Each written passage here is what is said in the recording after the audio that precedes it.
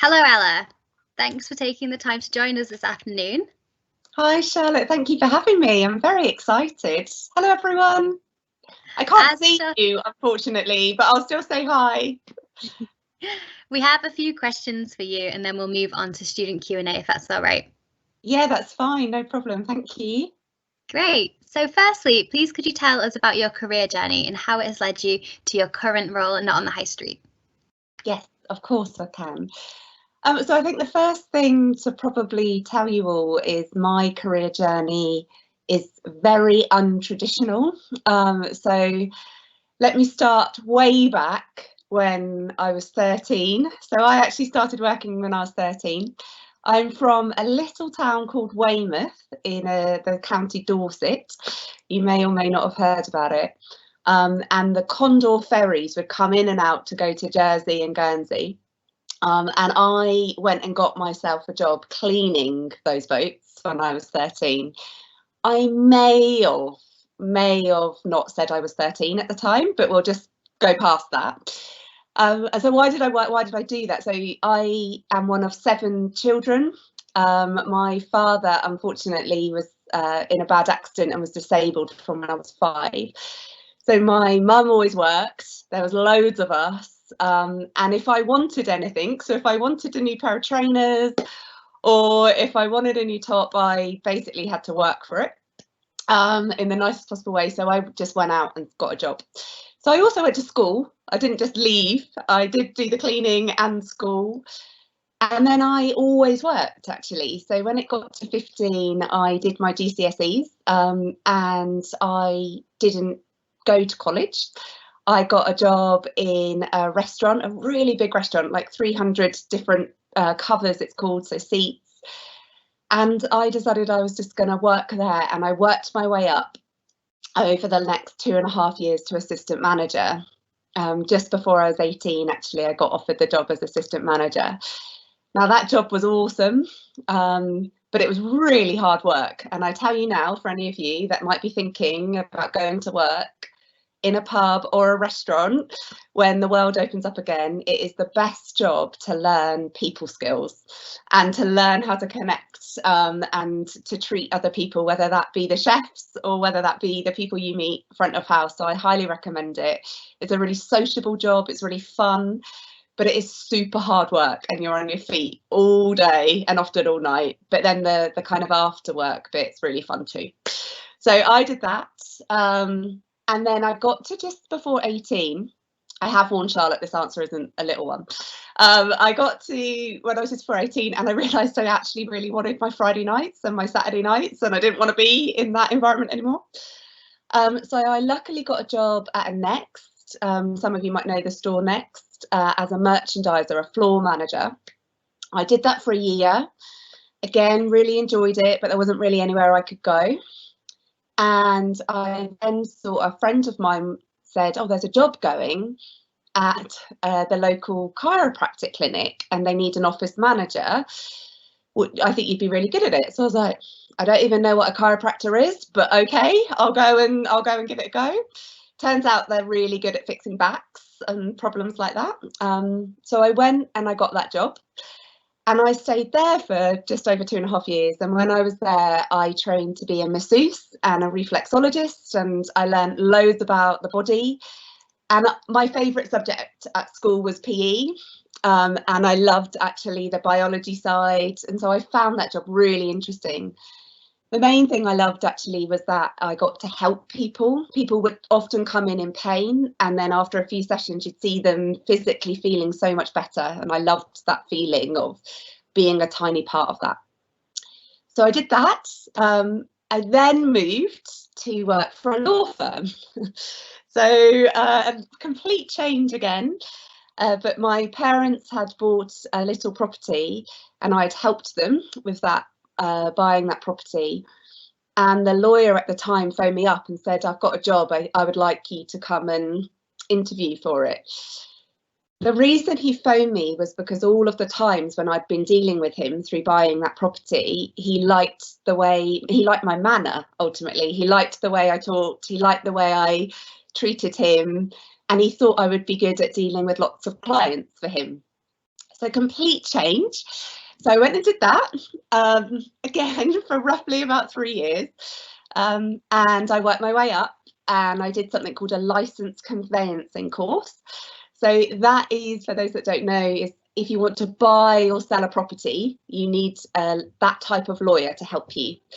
So even though I didn't have a degree, even though I didn't have those things, I trained remotely and did it all remotely. And the law firm I was at supported me to pass that. Fast forward, I'm about 23 now, stay with me, it will get better. And I decided to make the big jump to London. And so I went to work in a law firm, but it really wasn't that great. The culture and the environment was really tough, and it wasn't what I'd gone to London for. I'd gone to London to have more fun, and I wasn't having fun. And I'm a big believer, and you'll see this probably in what I'll talk about today, in work hard, play hard. So those two things together, I'm a really big passionate believer on. If you try really hard and work really hard, then you should have fun too. And I wasn't having fun. So I actually moved, and this is when I get to marketing, believe it or not. This is when I moved into marketing at 23 in London. Again, I'd met lots of like recruiters, and one of them said, oh, there's this job come up at what's called a media agency. I think they'll really like your personality. I think you've got good skill sets. It's an assistant role. It's going to be a big pay cut for you. But if you go in, I think you could work your way up. And so I thought about it and thought, do you know what, why not go for the interview? And I walked in and they sat me in reception for an hour, and I sat there and there were all these giant inflatable toys everywhere, like walking around. I was like, what is going on? And it turns out they'd pitched for Nickelodeon, the kids channel. So they were trying to win that business. And the pitch had happened, and there were all these inflatables, and people were walking around with, at the time, beers. And I was thinking, what is this place? This is not a company. Long story short, they gave me the job after a really hard, long interview.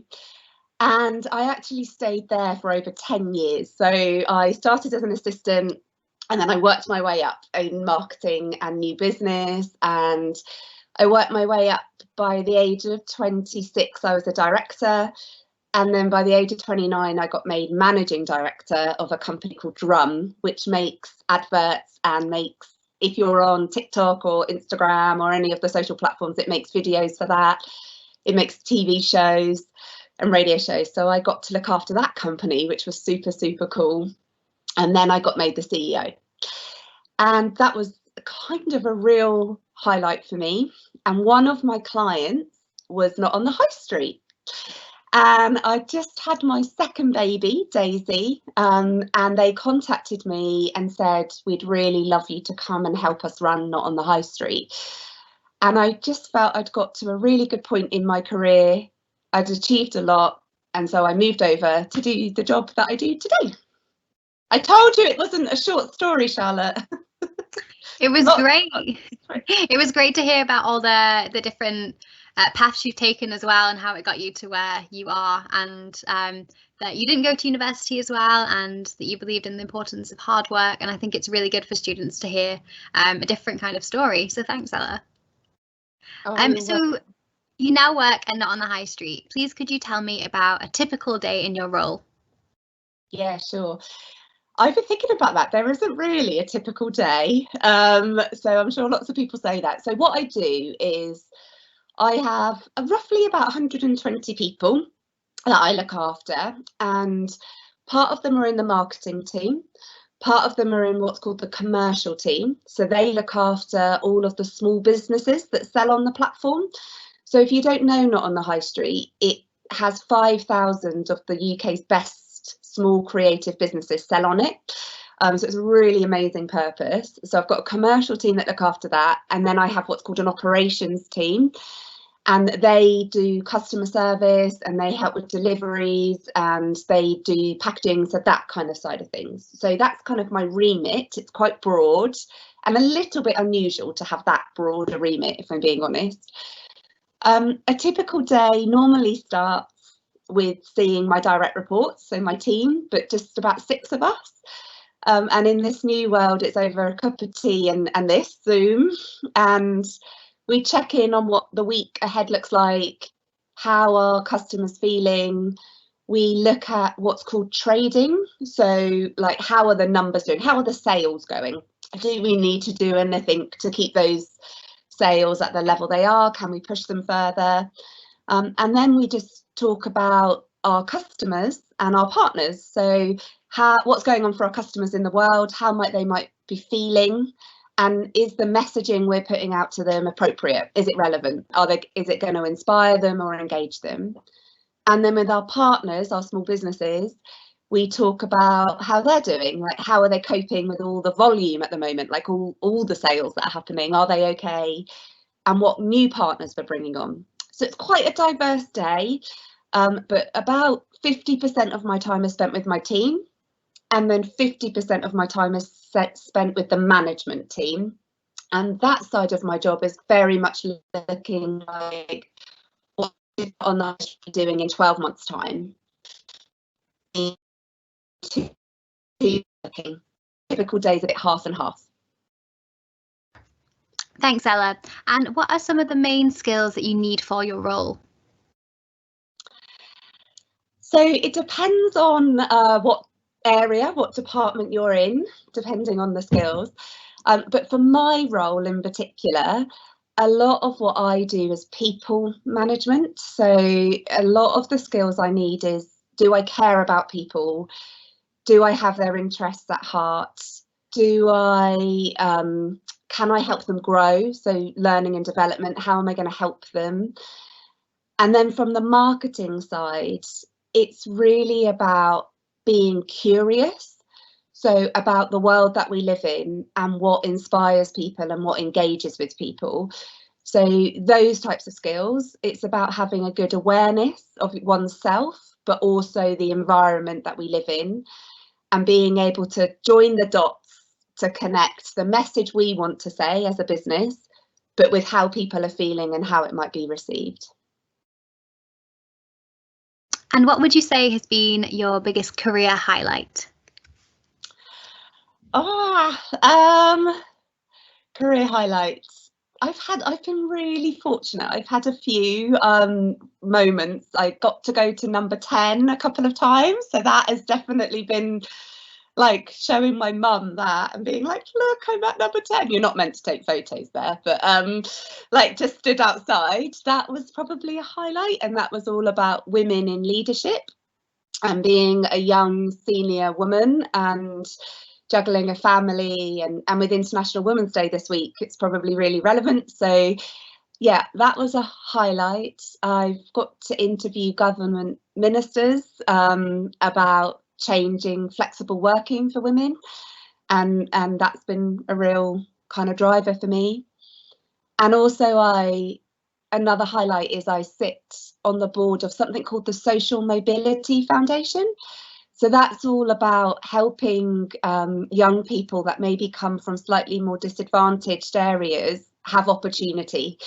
And I've been able to work with a company called the Princess Trust to really give people opportunity. So on a personal level, my highlights are more focused around the opportunities I may have been able to give people and watching them flourish as a result. And now to flip that, what has been your biggest challenge in your career and what have you learned from it? So I'm probably my own worst enemy a little bit. And if I explain that to everyone, sometimes I care so much about what I'm doing and I want it to go well so much that it can maybe cause me some anxiety and it can maybe overwhelm me a little bit. So it isn't necessarily a career low, but something I'm aware that I have to balance a lot, which can make me feel low, is my own expectations. And because I didn't go to college and because I didn't go to university, sometimes I feel like, do I really deserve to be here? Do I really deserve to have this job? And over my career, when people have realised I haven't gone to university. I also have dyslexia. So when people understand that and they know I haven't gone to university and I didn't go to college, sometimes people change the way they are with me a little bit. And that's definitely been something I've had to work on, and it not my confidence, and feel confident enough that I've worked my way up and I do know what I'm doing. And I think that even, you know, I'm about to turn 40. I can't believe I'm going to be 40. I'm so old. And I still have to work on that all the time. So yeah, I would say that's my challenge in my career, is my own self-belief and my own confidence, and just thinking, no, I do know what I'm doing. Thanks, Ella. Yeah, I'm sure lots of time people suffer from imposter syndrome, as we might call it. And yeah, just having that belief in yourself and just reminding yourself that, you know, you have the right to be there as anyone else, I think is some really great advice. Thanks, Ella. So we're going to talk about Not on the High Street now, which focuses on thoughtful gifting. What would you say makes a really great product? That's a great question. So I believe a great product is how it makes somebody feel. So the emotional connection you get with that product makes the product great. So when small businesses are coming to see us, obviously sometimes it can be about the aesthetics, so how something looks. Sometimes it can be about the quality of the product. Sometimes if it's food, it might be the taste. If it's a candle, it might be the smell. So there's all of those attributes that really contribute to an amazing product often. But Not on the High Street, and what I talk to our small businesses about, is think about that product and how it's going to make somebody feel. And if the students think about, like, if you guys think about your favourite jumper or your favourite trainers or your favourite dress, like, why is it your favourite? I bet if you think about that question, a bit of it, or maybe all of it, might be about how you feel when you wear it, or when you put those trainers on, or when you put that hoodie on. And so a great product, in my opinion, and a lot of my team's opinion, yes, it has to have good quality. Yes, you know, the aesthetic is a taste thing, that will vary. But it's about, how does that connect with a customer and how will it make them feel? Thanks, Ella. And I know before we were talking about the importance of this year and last year, people wanting to shop local and to be really thoughtful with gifting. So what would you say makes Not on the High Street so unique? So it's our small businesses. So, you know, they are the best small creative businesses up and down the country. We're super selective with who we let on. And so therefore we're what's known as a curated marketplace. So if you think about eBay, Amazon, Etsy, those types of businesses, those marketplaces, anybody pretty much can sell on those. Whereas with us, we've made a promise to our customers that we'll curate the best and we'll give them quality and they'll get a great service. And so what makes us unique is that we live up to that promise, and the unique products come from all of that creativity, and how, because they're a small business, quite often they can be really, really agile. So when the pandemic hit, and obviously it was really tricky for everyone, and these small businesses, like, what were they going to do? Like, how were they going to keep their livelihoods going? I can't tell you the innovation, like the amount of innovation that we saw come from these small businesses. People were typing into Not on the High Street just the word hug, like searches went up 4,000% for the word hug in our search bar. And and also people were putting in our search bar the word rainbow. So all of these things started to happen, and I would go out and write to the partners, write to our small businesses and say, we're seeing this. And within 24 hours, we'd have 200 more products with the sentiment of hug in some way. And we'd have these rainbow products. So I think what makes our business more unique than maybe some others, than a traditional retailer or another marketplace, is we really, really work in partnership with our small businesses. We're very open and transparent about what we're seeing from our customers. And as return for that transparency, we get this range that's super, super relevant, and that customers really are looking for. So I think that's why we've like flown in this time, and I always feel a little bit bad because I know lots of companies haven't, but I'm just delighted we've been able to be a platform for 5,000 small businesses to have such a good year amongst a lot of sadness. And how do you and your team prepare for busy periods in retail, such as Christmas? Lots of cake. I basically buy them a lot of cake. In fact, they've all got cake arriving with them on Friday. We tend to blend planning and agility.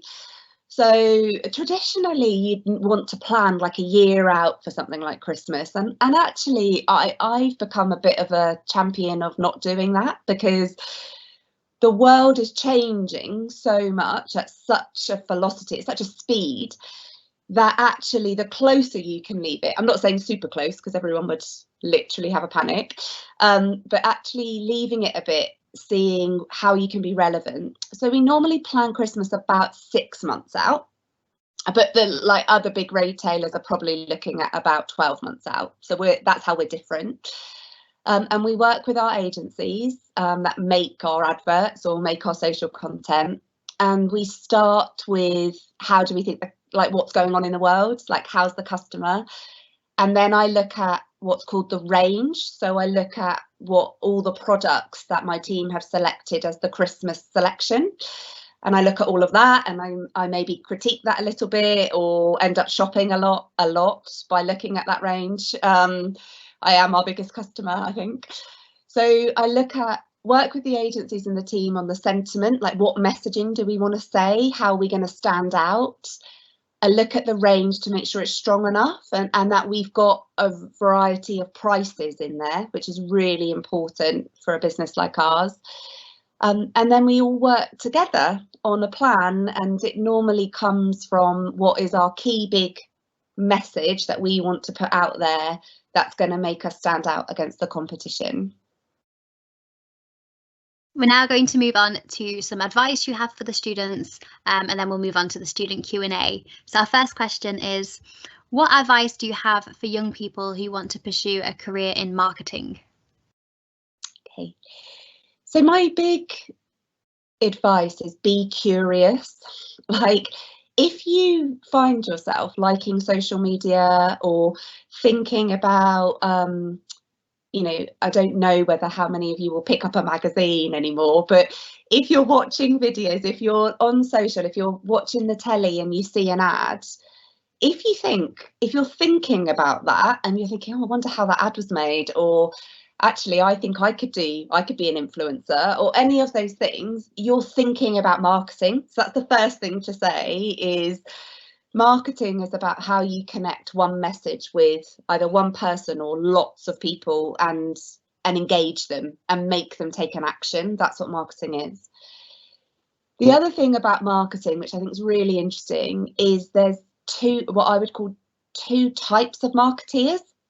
So if you're thinking about marketing, you might want to think about what type you are. So if I think about my team, I've got what I would call left brain thinkers. So I've got a group of marketeers who are really into numbers, and they love spreadsheets, and they love data, and they love analysing data, and they love spotting trends, and they're really numeric. So they're really good at maths ultimately. So I've got a group of marketeers that are doing that. And what they tend to do is spend their time working with the big Googles and the Facebooks on what we call automated marketing, but refining that and making it better and better and more personalised. And you need a certain type of brain to do that. And then I've got another side of my team that are right brain people, and they're real creative thinkers, and they might be the designers or the illustrators, or they might be the artists, or they might be the production team that get all of our photo studio ready, the photographers. So really different types of marketing exist, and the world needs both, because it's the blend of both that makes a business really, really special and makes marketing really special. And sometimes people lean more to one or the other. So I guess my advice is think about what naturally gives you energy. Think about when you're in your classes, what classes, if any, do you look forward to? like which ones are you like, actually? For me, I always looked forward to PE. I loved PE. I always looked forward to business studies. I've always had a love of business, and in business a lot of it was marketing. I actually really loved history, but my point is the subjects I did well in my GCSEs were the ones that I had a passion for, that I naturally was like, I really love this.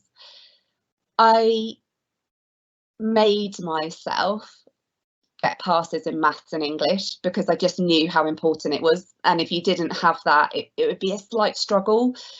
But I guess my advice is follow your passion, think about what you're passionate about, and if you see that it's in any of those things I've talked about with marketing, then you could be a marketeer, or you could be involved in something to do with marketing. But follow those passions and don't worry so much if you can't do all the things. That would be my other big bit of advice. Like, nobody's good at everything, so just work out the bit that you really enjoy, and you'll probably find that that's the bit you're going to be really good at as well. Thanks, Ella. That was some really great advice.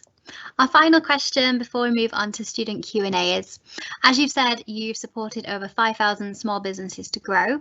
What advice do you have for young people who may want to start their own small business? So I just think do it. So my first bit of advice is do it. Like, you can think about it. Like, my son at the moment has 3 different mini little businesses. He's only 9. And it doesn't matter if he makes 1 penny or £10, or the point is the economy needs amazing entrepreneurs. The country has got so much amazing talent.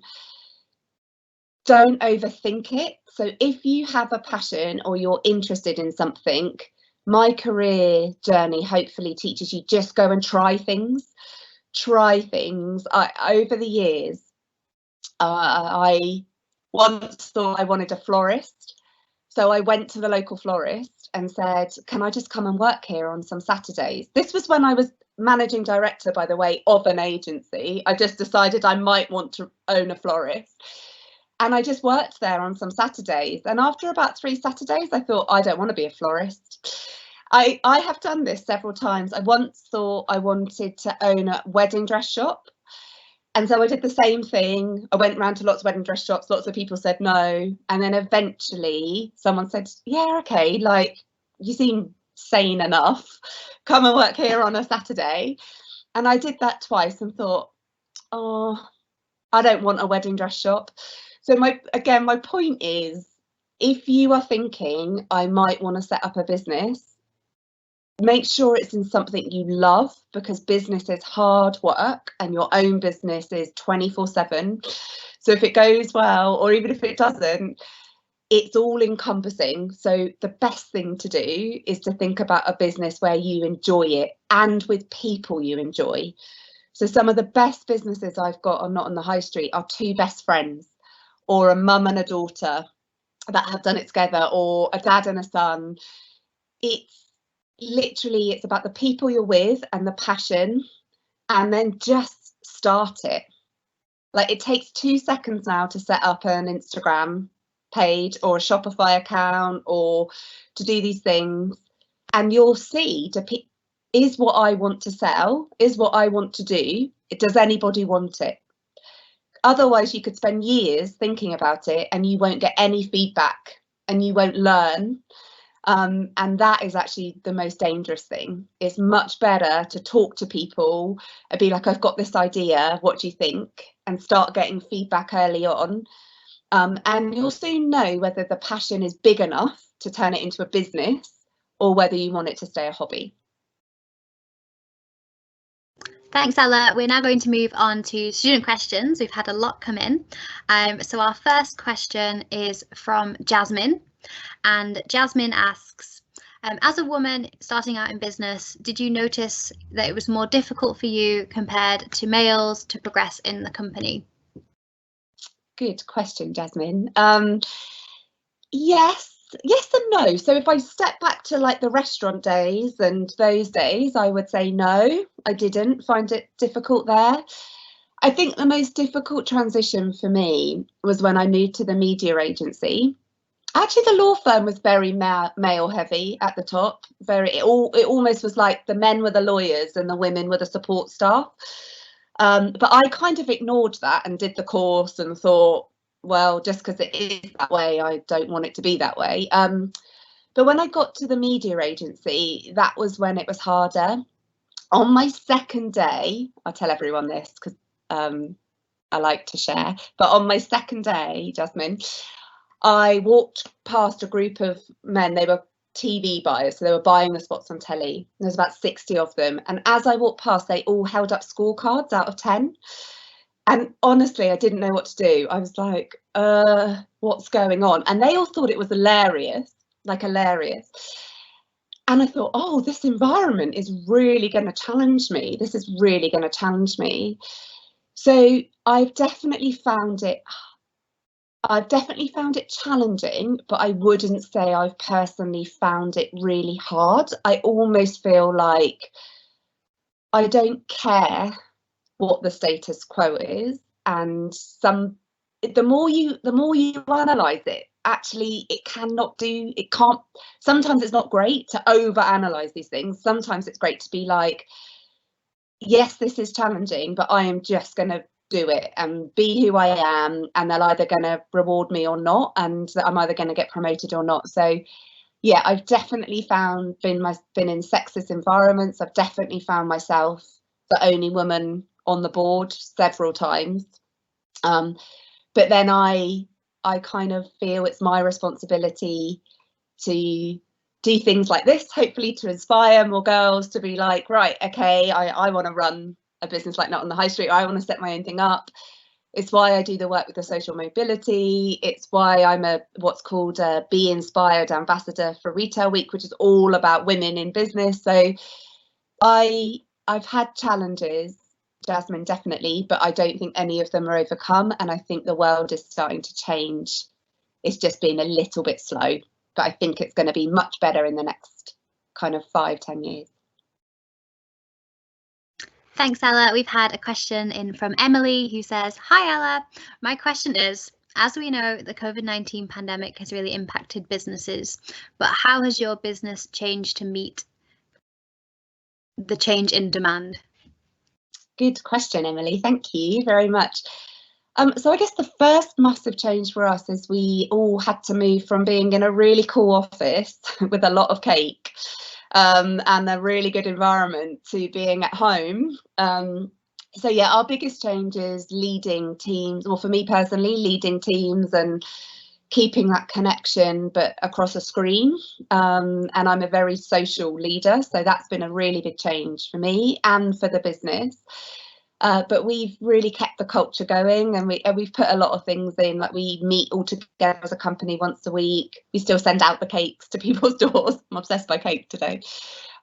We still have driven things to keep the culture, but that was like a massive change. And I don't think we'll be back in the office till after the summer. And even then, I don't think we'll ever be back 5 days a week. So life is changing so much when it comes to the ways of working, which I think is really interesting for you guys. My hope is you will never find yourselves in an office job 5 days a week, 9 till 5. And that is a wonderful thing. I think the pandemic, the good bit of the pandemic is people have shifted the way you can work. So that's the major thing. And then the second thing was that agility piece I talked about, Emily. So we have had to be, things that were planned didn't make sense to the customer because they weren't going out at spring last year. Everyone was stuck in their home. They weren't going on holiday in August. So all the normal retail events which you plan against pretty much got ripped up, even Christmas in the end. So agility is the other big thing that we've had to pivot a lot and rip up plans that we had and start again and really pull together as a team to make sure that what we're saying to customers matters and that it's of value and it's relevant. So I'd say those are the two things. Big shift in the way we work by not seeing partners in face-to-face and not checking the product face-to-face, and the way we run our teams, and then being way more agile. A student has asked, if you could give advice to your 16-year-old self, what would it be?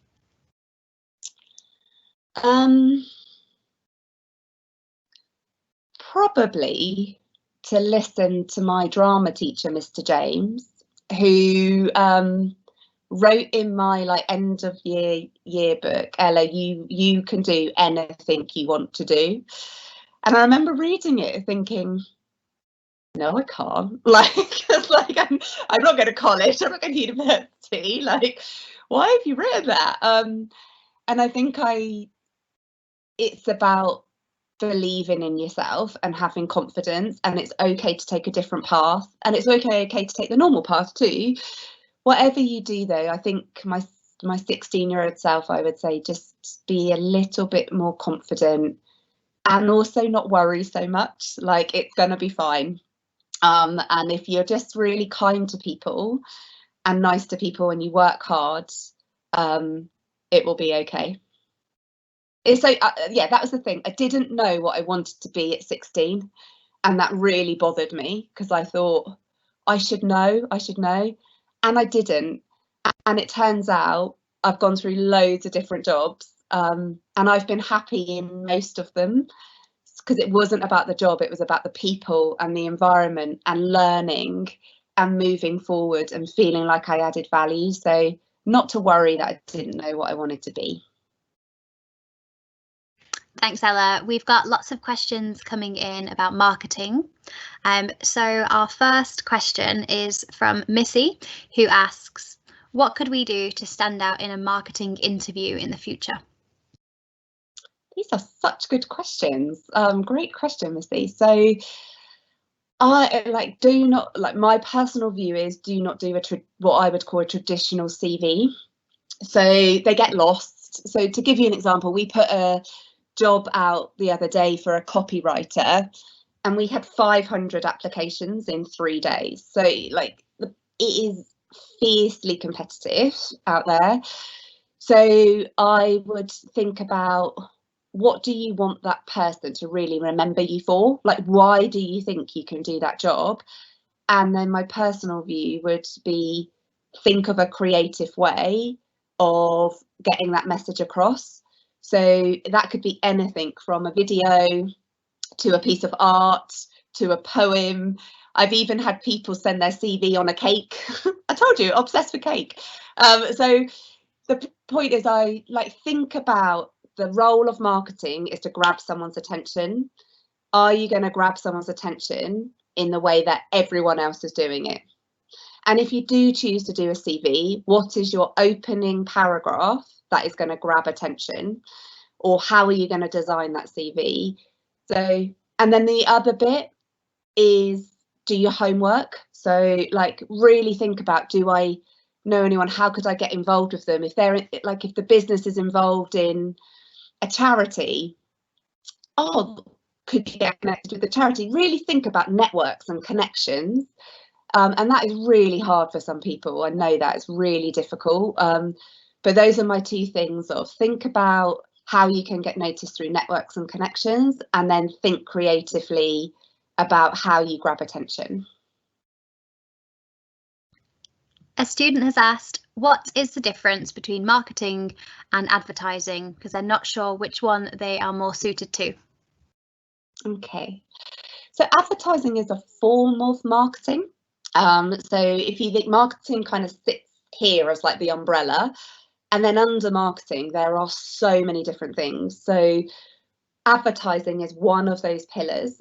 So advertising is traditionally where a business wants to put a certain message out to a consumer, to a person, and they might choose to put that message on TV, on an outdoor poster, on Facebook or Instagram or TikTok. They are in control of that message, and it's quite crafted normally. So what you want to say, and that is advertising. Marketing as a whole, if you move into a marketeer role, your day, you might be doing some advertising. you might be doing something called public relations, so PR. So you might actually be trying to get your business in the news, or you might be trying to work with a load of influencers to drive your business. Word of mouth is another form of marketing, so building what's called advocacy. So the more people that just talk positively about you and your business, the more successful your business often is. So that's another form of marketing. So yeah, marketing is kind of the umbrella. There's lots of things that sit under it, and advertising is one of them. And so there are lots of roles in advertising. Probably time might not allow it, but if you look up what's a good advertising agency, if you look up an advertising agency called AMV, so AMV, if you look that up, Missy, they should tell you the types of roles that are available. And if you can't find it there, if you look up an advertising agency called BBH, they're all letters, I'm not sure why, but BBH. So there's two really kind of good ones. If you start to look at the roles that they've got, either on LinkedIn or on their websites, you'll start to get a sense of the types of things, the types of jobs that are available in advertising. A student has asked, for students that might have dyslexia, are there any difficulties that they might face in marketing? Yeah, so nothing that can't be overcome is my message, and that's the thing to remember. So I was talking to a friend about this yesterday, and it's not something I talk about a lot actually, but I probably should talk about it more. Most days I struggle with, today I cannot find the letters to write the word territory. It just doesn't come in my head. I have to write the word decision about 10 times a day. I cannot spell the word decision.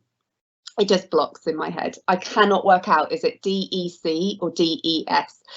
And just not knowing the third letter is really annoying for spell check, I found out. So it's not that you can't do it, and it's not that you couldn't overcome it.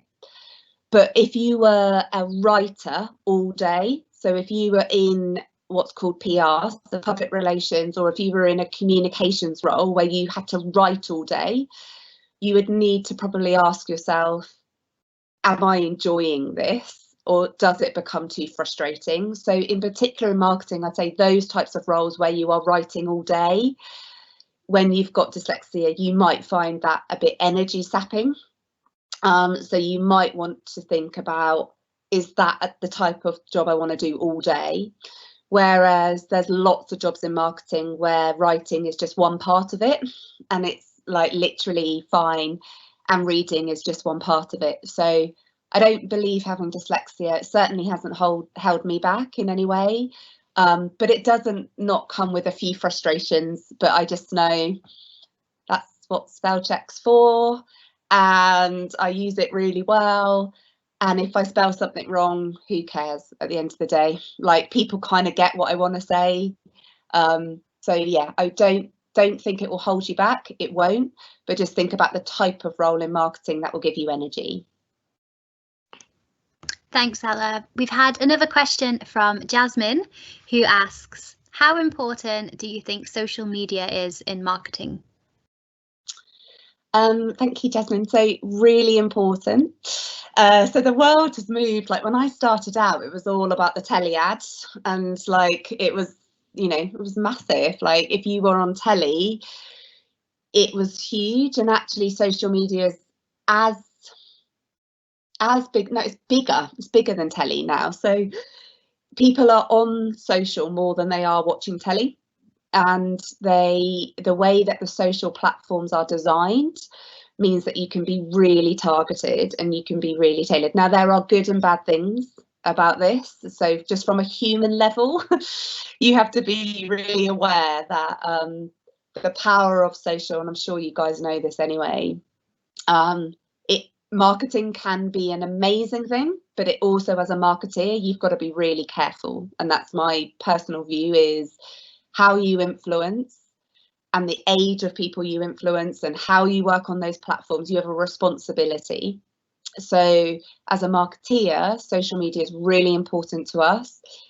I think we have nearly 800,000 followers on Instagram. We've got millions on Facebook. We spend a lot of time engaging people on these platforms.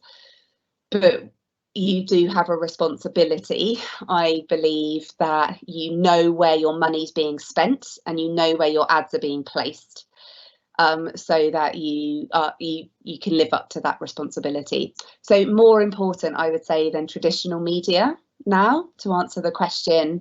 And it's always changing. So keeping on top of the newest things you can do in social as a marketeer is a skill that so many companies need. And Ben has asked, what do you look for people in? What do you look for in people that you might want to employ? So probably unsurprisingly to a lot of you that have stayed with this chat, is it's all about attitude. So someone needs to really want the job. Like, they have to really want it. They have to have done their homework. They have to, you can sense normally within the first 10 minutes of meeting someone and chatting to them, are they hungry? Like, do they really want to learn? Have they got a passion? Like, do they like really want it, I guess? So I guess the main thing I'm looking for is attitude over skill. So if people have had amazing skill but their attitude sucks, I have dismissed them. So like, that is how important attitude is, because when you work for a company, especially one like ours, but most companies, you have to be a team player and you have to be able to fit in with the team and you have to be able to work. Now, half of my team are introverts, half of my team are extroverts. So it's not, when I say team player, it doesn't mean, you have to be really chatty necessarily, like I am, a chatterbox. It's about being respectful of your teammates, being a team player, supporting people, wanting them to do well as yourself. So I think I look for collaborators, people that are hungry, that really want to try, people that really want to learn. And also it helps for me, and a lot of my team, is like, are they just kind? Are they fun? Like, you're going to be with these people a lot. You spend a lot of time at work, even if it's on a screen. So you kind of want people that want to have a bit of fun as well. Thanks, Ella. We've got a question from Ruby, who asks, what are some of the marketing techniques that you would recommend in order for a small business to grow? So it depends what the small business is, I guess, Ruby. So do you want to write in chat what it is, and maybe the team could have a little look? If they can grab it, they'll grab it for me. If they can't, I'll let you know some more generic things. So if you're selling a product, so if your small business is you're selling a product, you want to build what's called your digital footprint. So by that, what I mean is you want to think about, where do you want to sell that product on digital? So if it's a necklace or a ring, or a jewelry brand, or if it's cakes, or if you're really good at knitting and you want to sell your jumpers that you've knitted, or you're really good at art and you want to turn those into t-shirts, you want to think about, is it a marketplace that I want to sell my stuff? So is it something like Not on the High Street, and they do a lot of the marketing for you, and you make the product and you do the distribution, you send it out to people? Or do you want to do the marketing bit as well? So what's great at the moment is there's so many different platforms. So you can grow your business on Instagram really well, and you need to think about the hashtags you use. You need to think about your photography. You need to think about what's called keywords. So really important words that people might search for. So if you think, if I'm searching for Mother's Day present, which I hope you all are searching for something for your mums right now. It's not that long away, 14th, so you must get them a lovely present. They've had a tough year. If you're thinking about that, you'll think, okay, I'm going to hashtag this Mother's Day. I'm going to hashtag this unique gift. So think about your hashtags. Think if you're on social in particular, whether that be selling it on Facebook or Instagram. There's sites like Shopify, which allow you to build in effect your own website. And then you're in control of pushing the messaging out and doing the marketing as well as the other bits. So think about something when you're writing. Again, if you have a digital presence, I've focused more there than on a non-digital business, but on a digital business, there's something called SEO, which is search engine optimization. So this is how Google works. So they'll be looking at how you've written about your products, and they'll spot certain words, and that's what gets you the rankings on Google. I could probably do a whole talk on all of this for anyone. like all of this is actually quite complicated, but all of it is accessible on the internet. So if you type in SEO, you can learn how to do SEO. If you want to look at the best marketplaces to sell my things, you'll get a list of the marketplaces, what commission they charge, all of those things. So that's the kind of key thing from a digital business. And then whether you are a digital business or an offline or online business, my number one thing I would encourage you to do is tell as many people as you can about your business. Like, tell as many people as you can. Old friends that you haven't connected with for a while, tell your teachers, they'll tell their friends, make flyers.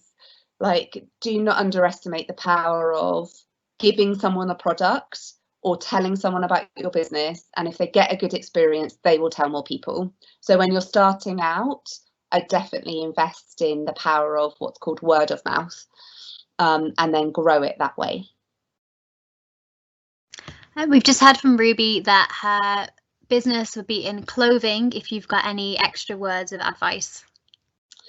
Clothing. So there's a few things you can do now. I don't know whether you sell it on Depop at all. So Depop's obviously a really cool platform to start to sell your stuff on.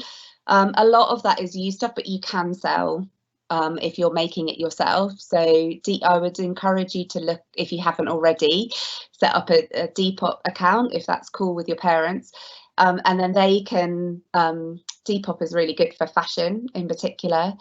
And it depends on whether it's you're upcycling or whether you're making it yourself. So if you're upcycling, like sites like Depop, sites like, I'm trying to think what else, Reel to Reel is a bit, probably not the right audience. So type in kind of marketplaces for fashion into Google and you'll get a pretty good idea.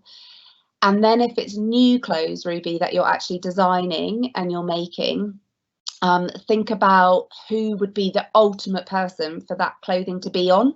Like, think about your brand, think about, like, if anyone could wear your clothes, who would it be? And then start to think about how can you get your clothes to that person, and then it generates that word of mouth piece again. Thanks, Ella. Do you have any closing comments for our students? No, but thank you for listening to me. Like, I feel like I've just chatted and chatted and chatted. I guess my closing comments would be, a job in marketing is super fun and it is hard work. You've got to be prepared to put the hours in. You've got to be curious. You can be creative or you can be analytical. Either one works. But mostly think about a job that you're passionate about and that you have a passion, and don't be scared to try things. Like, go and try. That's my one takeaway. And that's, if you could take anything from me, the girl that's had 100 jobs, like, don't be scared to go and try and offer your time for free, and you will learn so much from doing that. It will help you along the way figure out what makes you happy. Ella, thank you so much for taking the time to be on our broadcast today and for answering all the students' questions, and you provided some really, really great advice. So thank you so much. Oh, it's been an absolute pleasure. I only wish I could see some of you. Have a lovely evening, and I hope you enjoyed it. And of course, if there's anything else, just let the team know and I'll get back to you. Thank you so much. Thanks, Ella. Unfortunately, that's all we've got time for today. A huge thank you to everyone who tuned in. A short announcement for those who have been asked to complete the student activity sheet. The colour for today's talk is burgundy. A feedback form has been shared in the Q&A thread, and it would be great if viewers could complete this. Please be sure to look out for future broadcasts on the Speakers for Schools website. Thanks everyone, have a great evening.